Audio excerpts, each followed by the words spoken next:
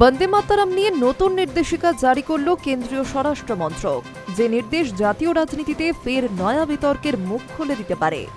নতুন নির্দেশিকা অনুযায়ী সমস্ত সরকারি অনুষ্ঠান ও দেশের সব স্কুলে জাতীয় সঙ্গীত জনগণমন পরিবেশনের ঠিক পরেই বন্দে মাতরম বাজাতে হবে।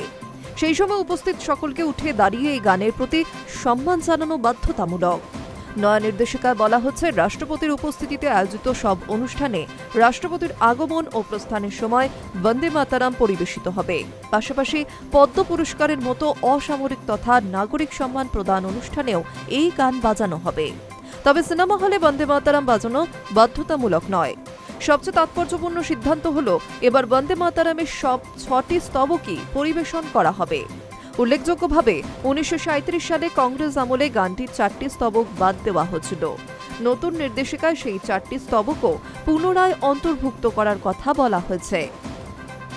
এই সিদ্ধান্ত ঘিরে রাজনৈতিক বিতর্ক তীব্র হওয়ার আশঙ্কা প্রবল, কারণ গত বছরই এই ইস্যুতে শাসক দল বিজেপি ও কংগ্রেসের মধ্যে তীব্র বাকযুদ্ধ হয়েছিল।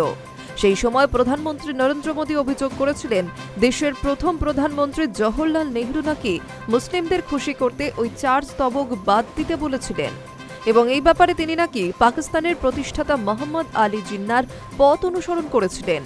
মোদীর এই কথায় তীব্র আপত্তি জানিয়ে কংগ্রেস বলেছিল, এই হল মিথ্যে অপপ্রচার। ধর্মীয় মেরুকরণের রাজনীতি তীব্র করতে মোদী সরকার ও বিজেপি এইসব রটাচ্ছে। দেশের প্রতি ভালোবাসার তুলনায় সংকীর্ণ রাজনীতিটাই এখন বড় হয়ে উঠেছে। পর্যবেক্ষকদের অনেকের মতে, বন্দে মাতরম নিয়ে পুরনো যে বিতর্ক ছিল, নতুন নির্দেশিকা তাকে খুঁচিয়ে তুলল।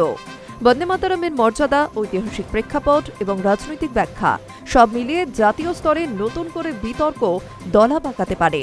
তাতে রাজনীতির রুটি শেখার চেষ্টাও হয়তো চলবে সমান্তরালে।